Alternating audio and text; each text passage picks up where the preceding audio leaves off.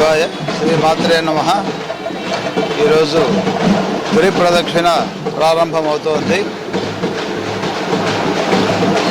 భగవత్ స్వరూపమైనటువంటి ఇంద్రకీలాద్రిపై వేంచేసి ఉన్న అమ్మవారి స్వరూపంగా ఈ పర్వతాన్ని భావించి భక్తులు గిరి ప్రదక్షిణ గావిస్తారు. మరి గిరి ప్రదక్షిణ అనేది మన సాంప్రదాయంలో ఒక భాగం. చాలా క్షేత్రాల్లో ఈ గిరి ప్రదక్షిణ అనే కార్యక్రమం జరుగుతుంటుంది. గిరులను తరులను పూజించే సాంప్రదాయం మనది. మహాదేవుని ఆకారంలోనూ అలాగే అమ్మవారి స్వరూపంగాను ఈ గిరిని భావిస్తూ భక్తులు చేసే ఈ గిరి ప్రదక్షిణకు విశేషంగా ఈ పట్టణంలో రాష్ట్రంలో మొత్తం ప్రాధాన్యత ఉంది. మరి ఇక్కడ కావాల్సిన ఏర్పాట్లన్నింటినీ పాలక మండలి యొక్క సలహాతో చైర్మన్ గారు ఇతర సభ్యుల యొక్క సహకారంతో ఏర్పాట్లు చేయడం జరిగినాయి. ప్రభుత్వం కూడా అనునిత్యము సమీక్షిస్తుంది అన్ని కార్యక్రమాలను. మాన్య మంత్రివర్యులు కోట సత్యనారాయణ గారు అలాగే కమిషనర్ గారు ప్రిన్సిపల్ సెక్రటరీ గారు ఎప్పటికప్పుడు ఈ ఏర్పాట్లను సమీక్షిస్తూ ఉన్నారు. స్థానిక ఎమ్మెల్యే గారు కూడా వెల్లంపల్లి శ్రీనివాస్ గారు కూడా అత్యంత శ్రద్ధ వహించి ఈ ఏర్పాట్లను అందరికీ ఆమోదయోగ్యంగాను ఇబ్బందులు లేకుండా చేయమని సూచనలు సలహాలు ఇచ్చి ఉన్నారు. అందరి యొక్క సలహాలు సూచనలు తీసుకొని ఈ కార్యక్రమాలను విజయవంతం చేస్తూ ఈరోజు సాయంత్రం కలశ జ్యోతుల కార్యక్రమాన్ని కూడా నిర్వహిస్తున్నాము. మరి భవానీ దీక్షలకు సర్వం సిద్ధంగా ఉన్నాం. ఓం నమ శివాయ. ఈరోజు అమ్మల గన్నమ్మ, ముగ్గురమ్మల మూలపుటమ్మ,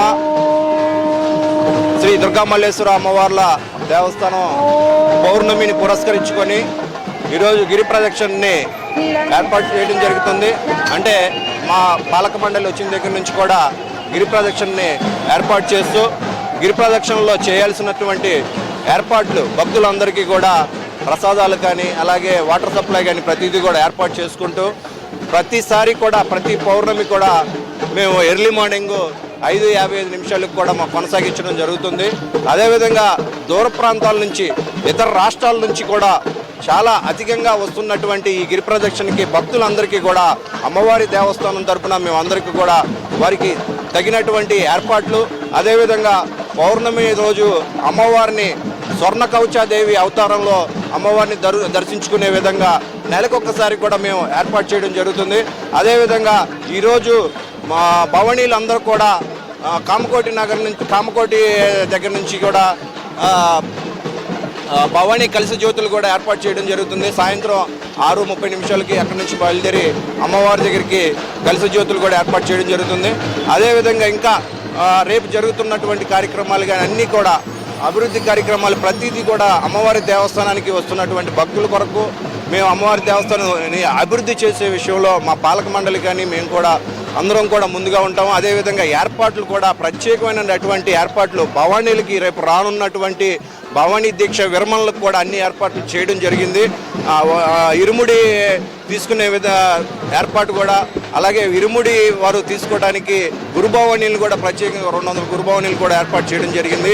అలాగే విరుముడి తీసినటువంటి సుగంధద్రవ్యాలను కూడా బాక్సెస్ ఒక 100 బాక్సెస్తో కూడా ఏర్పాటు చేయడం జరిగింది. అదే లడ్డు ప్రసాదం కానీ కేశకన్నశాలు కానీ ప్రతిదీ కూడా చాలా ఘనంగా వారు ఎక్కడ కొరత లేకుండా భవానీ దీక్ష పరులందరికీ కూడా ఏర్పాట్లు చేయడం జరిగింది. 5 లక్షల మంది వచ్చినా కూడా వారందరికీ కూడా ఏర్పాటు చేస్తున్నాం. ఇవన్నీ కూడా మా కార్యనిర్వహణాధికారి గారు ఈవో గారు రామారావు గారు అలాగే ప్రత్యేకంగా అధికారులందరూ కూడా కలిసి మేమందరం కూడా భక్తుల కొరకే ఏర్పాటు చేయడానికి ఉన్నామని చెప్పి కూడా తెలుస్తూ సెలవు తీసుకుంటాం.